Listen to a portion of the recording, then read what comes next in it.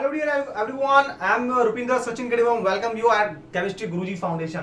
तो आज के भाई कल एक आपका एग्जाम है, तो डेफिनेटली कुछ बच्चे तो बहुत ज्यादा वरीड होंगे कि सर सब कुछ भूले जा रहे हैं। कुछ ऐसे इंपॉर्टेंट टॉपिक्स बता दीजिए जो हर चैप्टर में कॉमन है, सैंपल पेपर में कॉमन है, प्रीवियस ईयर में क्वेश्चन है और एनसीईआरटी और एग्जाम्पलर में भी है। तो भाई डिस्कस कर लेते हैं हर चैप्टर का मेन पार्ट क्या है। और कुछ बच्चे तो अभी भी ऐसे होंगे जिनको लग रहा होगा कि शायद हम यार पास होंगे क्या फेल होंगे, पूरी रात जाके रहेंगे, टेंशन में रहेंगे। बट भाई ऐसा कुछ नहीं है, आप लोगों ने अभी तक कुछ नहीं पढ़ा है ऐसा हो नहीं सकता। ठीक है, आपने कुछ ना कुछ तो डेफिनेटली पढ़ ही लिया होगा, बट सबको लगता है कि एक दो चैप्टर हमारे रह गए हैं, उसमें से क्या करना है, तो डिस्कस कर लेते हैं। तो सबसे पहले बात करते हैं हमारा केमिस्ट्री पार्ट का। और केमिस्ट्री पार्ट से अगर बात करते हैं तो केमिस्ट्री में सबसे पहला आता है हमारा carbon and its compound, right. Carbon and its compound, इस चैप्टर में जो सबसे ज्यादा क्वेश्चन अब तक आते हैं, मतलब आते क्या आ रहे हैं, प्रीवियस ईयर की बात करें, सैंपल पेपर्स की बात करें, तो रहेगा वर्सेटाइल नेचर पे। और वर्सेटाइल नेचर के अंदर हम बात करते हैं प्रॉपर्टीज की, जो सबसे ज्यादा इंपॉर्टेंट है टेट्रावैलेंसी, कैटिनेशन, और एक इंपॉर्टेंट टर्म्स है जो और पूछी जा रही है सबसे ज्यादा हाईलाइट में, वो है आपका होमोलोगस सीरीज क्या होते हैं और इसके एग्जांपल। होमोलोगस सीरीज, भाई यहां से डेफिनेटली क्वेश्चन बनने के चांस रहते हैं। ठीक है, मैं ये नहीं कह रहा कि पेपर में सारा यही देगा, ये ऐसा नहीं है, बट भाई कुछ फेल होने से अच्छा है ना कुछ बेटर कर लो, और बेटर में कुछ इंपॉर्टेंट पार्ट पता होना चाहिए। और क्या आ सकता है यहां से, अगर यहां से बात करते हैं तो जो हमारे वर्सेटाइल नेचर के अलावा जो इंपॉर्टेंट टॉपिक बन रहे हैं वो क्या हो सकता है। तो यहां से एक आपने वर्ड सुना होगा आइसोमेरिज्म और आइसोमर्स, ये एक इंपॉर्टेंट टॉपिक में आता है, काउंट होता है भाई। ठीक है, तो इस चैप्टर में से सबसे पहले वर्सेटाइल नेचर के ऊपर फोकस कर लेना। नोमेनक्लेचर इतना ज्यादा नहीं आ रहा है, बट आपको ग्रुप्स बनाने आने चाहिए थोड़े बहुत। चलो, ये तो रहा हमारे कार्बन कंपाउंड के बारे में। ठीक है, और क्या आएगा इसमें से, यहाँ पे कोवलेंट बॉन्ड और आयनिक बॉन्ड के ऊपर सबसे ज्यादा क्वेश्चन आ रहे हैं। नई स्लाइड ले लेते हैं एक बार। तो ये जो वर्सेटाइल नेचर आ गया, एक तो वर्सेटाइल नेचर ऑफ कार्बन, दूसरा रहेगा आपका कोवलेंट बॉन्ड और आयनिक बॉन्ड का डिफरेंस। आयनिक बॉन्ड का डिफरेंस, ये क्वेश्चन जरूर कर लेना, बिकॉज डिफरेंस इन दोनों के डिफरेंस से आपको इन दोनों की प्रॉपर्टीज का पता लग जाएगा, और यहां से क्वेश्चन आपका अटेम्प्ट हो जाएगा। ठीक है, और डॉट स्ट्रक्चर जब आप पढ़ेंगे कि कोवलेंट बॉन्ड कैसे बनता है, तो आपको शेयरिंग के बारे में पता लग जाएगा, वहां से आपको डॉट स्ट्रक्चर पता लग जाएगा। अब बात करते हैं हमारा जो पीरियोडिक क्लासिफिकेशन है, चैप्टर 5 पीरियोडिक क्लासिफिकेशन।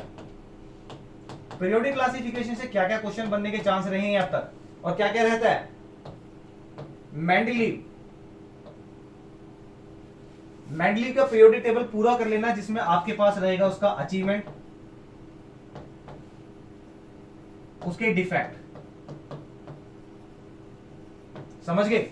और मॉडर्न पीरियोडिक टेबल ने इसको कैसे ओवरकम किया, मॉडर्न पीरियोडिक टेबल ने इसके डिफेक्ट को ओवरकम कैसे किया, रिड्यूस कैसे किया। दूसरा क्वेश्चन क्या रहेगा यहां से, बहुत छोटे छोटे से क्वेश्चन है, metallic, non metallic and atomic radii, जिसको आप एटॉमिक साइज बोल देते हैं। ठीक है, ये सबसे ज्यादा हाईलाइट में क्वेश्चन रहने वाले हैं, तो जिसने कुछ नहीं पढ़ा तो मैं तो बोलूंगा कि सबसे पहले इनको कर ले। ठीक है, डबोर्नियर ट्रेड जो सबसे पहला ट्रेड है, उसका एग्जांपल जरूर रीड करके जाए। डबोर्नियर ट्रेड के एग्जांपल ऑफ डबोर्नियर ट्रेड, यहां से आपकी केमिस्ट्री कंप्लीट हो जाएगी भाई। अच्छा, बात करते हैं हमारा थोड़ा सा बायोलॉजी पोर्शन का, जो 18 मार्क्स का है बायोलॉजी। तो सबसे पहले सबसे छोटे चैप्टर की बात करते हैं, जो हमारा है एनवायरमेंट का। एनवायरमेंट चैप्टर से जो सबसे पहला क्वेश्चन मैं कहूंगा यहां से, वो रहेगा आपका 10% लॉ से। जो लिंडेमैन जी ने 10% लॉ बताया था कि किस तरीके से 10% एनर्जी ही ट्रांसफर होती है, तो 10% लॉ और इसके एग्जांपल कर लें सबसे पहले। समझ गए मेरी बात। और इसमें रहेगा आगे फूड चेन, और एक डेफिनेशन रहती है आपकी बायोलॉजिकल मैग्निफिकेशन। इसके ऊपर बहुत सारे क्वेश्चन बन रहे हैं आपके, बायोलॉजिकल मैग्निफिकेशन और ओजोन की प्रिपरेशन या ओजोन कैसे फॉर्म होती है, ओजोन की formation and harmful effect, depletion के हार्मफुल इफेक्ट ऑफ डिप्लेशन। ये जल्दी कर लेना, जल्दी हो जाएगा आपका चैप्टर। डिप्लेशन एनवायरमेंट चैप्टर से सबसे पहले बात करते हैं तो सबसे इंपॉर्टेंट यही रहेगी, ठीक है। यहां से आपका पूरा 5 मार्क्स का तो नहीं कवर होगा, बट जो मेन पार्ट है वो कवर हो जाएगा आपका। चलिए अब देखते हैं रिप्रोडक्शन में। रिप्रोडक्शन चैप्टर जो आपको 4 मार्क्स का है, यहां से आपके जो आसेक्सुअल मोड है बेटा, आसेक्सुअल मोड में सभी के एग्जाम्पल लर्न कर ले।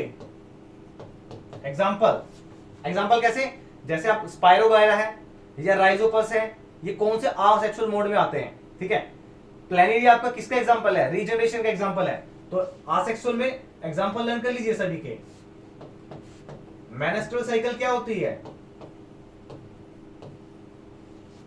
अच्छा female reproductive organ, female reproductive organ, चाहे वो बात करें हम फ्लावर की और वही चाहिए हम बात करें किसकी, फीमेल की यानी ह्यूमन बीइंग की। ये दोनों के दोनों इंपॉर्टेंट पार्ट है आपके, ठीक है। यहां से आपके काफी सारे क्वेश्चन कवर होने वाले हैं। और फोर्थ क्वेश्चन अगर मैं कहता हूं यहां से, तो कॉन्ट्रासेप्शन मेथड और उसके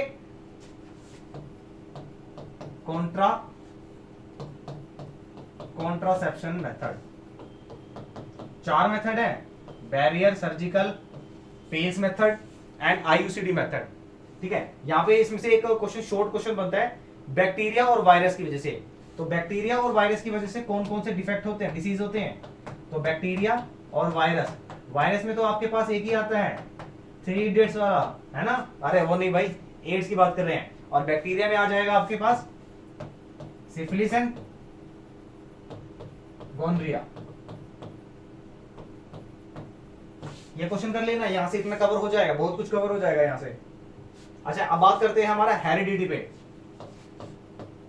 सो हेरिडिटी में सबसे पहले हम ये कहेंगे कि मेंडल ने पी प्लांट को चूज क्यों किया, यानी इसके advantages of choosing P plant, ठीक है। लॉ ऑफ डोमिनेंस याद कर लेना, लॉ ऑफ डोमिनेंस कई क्वेश्चन में पुट अप कर लेता है। अदरवाइज आपके पास जो क्वेश्चन रहने वाला है वो रहेगा मेंडल एक्सपेरिमेंट पे, मेंडल का एक्सपेरिमेंट।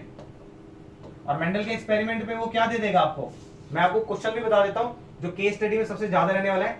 वो पूछेगा कि पर्पल कलर के फ्लावर हैं और उनका व्हाइट कलर के साथ क्रॉस हुआ है, तो F1 जनरेशन में कौन सा आएगा, पर्पल ही आएगा, क्योंकि पर्पल डोमिनेंट कैरेक्टर है।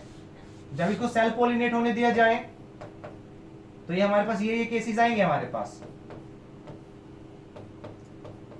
और यहां से आ जाएगा लास्ट में व्हाइट कलर। तो यहां से वो पूछेगा कि जीनोटाइप और फिनोटाइप रेशियो क्या है, तो जीनोटाइप रेशियो आपको पता होना चाहिए।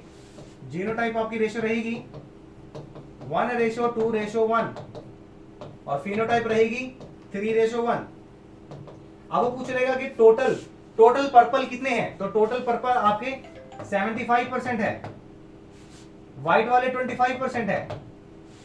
परसेंटेज में नहीं पूछेगा तो वो क्वेश्चन दे देगा कि टोटल ये हमारे पास 1600 थे, यानी 4 प्लांट की जो रेशियो है 1600 है। अब वो पूछता है कि 75% कितने होंगे, यानी 75% का मतलब है 1600 में से 75% यानी 1200 तो हमारे पर्पल होंगे, 400 हमारे व्हाइट वाले होंगे। इस टाइप का क्वेश्चन सबसे ज्यादा पूछा जा रहा है, ठीक है। और टोल करेक्टर और डार्क करेक्टर का एक्सपेरिमेंट आपको लर्न हो चुका होगा, नहीं होगा तो ये वाला F1 जनरेशन और F2 जनरेशन करके जरूर जाएं इसका, ठीक है। यहां से आपका हेरिडिटी चैप्टर कंप्लीट हो जाएगा। अच्छा अब बात करते हैं हमारा फिजिक्स पार्ट का। तो फिजिक्स पार्ट में 12 मार्क्स का फिजिक्स है आपका, जहां से 6 मार्क्स का इलेक्ट्रिसिटी है। इलेक्ट्रिसिटी में जो अब तक का ट्रेंडिंग क्वेश्चन चल रहा है वो रहा है फैक्टर अफेक्टिंग पर, फैक्टर अफेक्टिंग रेजिस्टेंस। पावर पे रेजिस्टेंस का न्यूमेरिकल जरूर देख के जाएं, क्वेश्चन सिंपल ही आने वाला है आपके पास, समझ गए। तो ये 3 सबसे ज्यादा हाईलाइट में आने वाले क्वेश्चन है। और न्यूमेरिकल की बात करते हैं तो वो रेजिस्टेंस पे आ सकता है और हीटिंग इफेक्ट पे आ सकता है, हीटिंग इफेक्ट।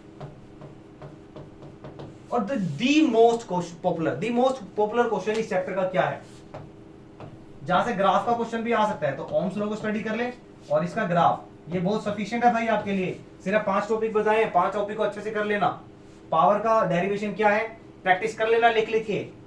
रेजिस्टेंस का न्यूमेरिकल आपको सिर्फ इतना पता होना चाहिए कि सीरीज और पैरेलल कॉम्बिनेशन कौन सा होता है, वहां से आपका रेजिस्टेंस वाला क्वेश्चन हो जाएगा। हीटिंग इफेक्ट का फॉर्मूला याद कर लेना, यहां से 1-2 क्वेश्चन बन जाते हैं। एंड ओम्स लॉ का और ओम्स लॉ का ग्राफ, डेरिवेशन और ग्राफ ये जरूर कर लेना। ये 4-5 टॉपिक्स आपका अच्छा बन जाएगा, इसको अच्छे से कर लेना, न्यूमेरिकल आने के चांस रहते हैं यहां से।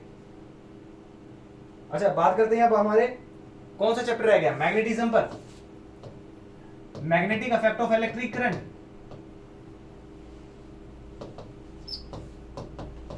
Magnetic effect of electric current, यहां से अगर देखते हैं तो सबसे पहला जो आजकल का ट्रेंडिंग क्वेश्चन चल रहा है वो है मैक्सवेल रूल या थंब रूल की बात करते हैं हम। मोटर भाई इंपॉर्टेंट है, बहुत ज्यादा इंपॉर्टेंट है। इसके पार्ट्स कैसे हैं, ये कैसे काम करता है, हर पार्ट का क्या फंक्शन क्या है, इसका प्रिंसिपल क्या है। सोलेनॉइड के ऊपर क्वेश्चन बिल्कुल ना छोड़ के जाए। मैं आपको एग्जांपल दे देता हूं सोलेनॉइड पे क्या क्वेश्चन आ रहा है। सोलेनॉइड और मैग्नेटिक फील्ड लाइन की प्रॉपर्टीज, मैग्नेटिक फील्ड लाइंस की प्रॉपर्टीज। अब इसके बारे में बता देता हूं सोलेनॉइड पे क्या क्या क्वेश्चन बनते हैं आपके। सोलेनॉइड पे कुछ क्वेश्चन इस तरीके का बन जाएगा कि एक कॉइल आपके पास सोलेनॉइड है, ये आपका गैल्वेनोमीटर से कनेक्ट है, यहां से आप एक बार मैग्नेट को लेके चल रहे हैं नॉर्थ पोल को टुवर्ड्स द कॉइल, तो जब इसके अंदर लेके जाएंगे तो इसमें डिफ्लेक्शन शो होगी, मान लीजिए राइट में होती है, तो इसका रीजन क्या है, ठीक है। दूसरा, जब इस मैग्नेट को हम अवे फ्रॉम कॉइल लेके जाएंगे तो ये डिफ्लेक्शन अपोजिट डायरेक्शन में हो जाएगी। दूसरा, थर्ड, अगर हम इसको मैग्नेट को पास करते हैं या स्टॉप करके रखते हैं, यानी यहां पे कोई भी रिलेटिव मोशन नहीं है, तो यहां पे कोई भी इंडक्शन नहीं होगा करंट का। ये टॉपिक अब तक का मोस्ट इंपॉर्टेंट टॉपिक है इस चैप्टर का। तो सोलेनॉइड और सोलेनॉइड का रिलेटिव मोशन कोयल के साथ और इनका क्या इफेक्ट पड़ रहा है, प्लस मोटर, ये तो भाई करके जाना, ठीक है। ये अब तक का आज की वीडियो में सबसे ज्यादा इंपॉर्टेंट टॉपिक्स थे भाई, ये जरूर करके जाना।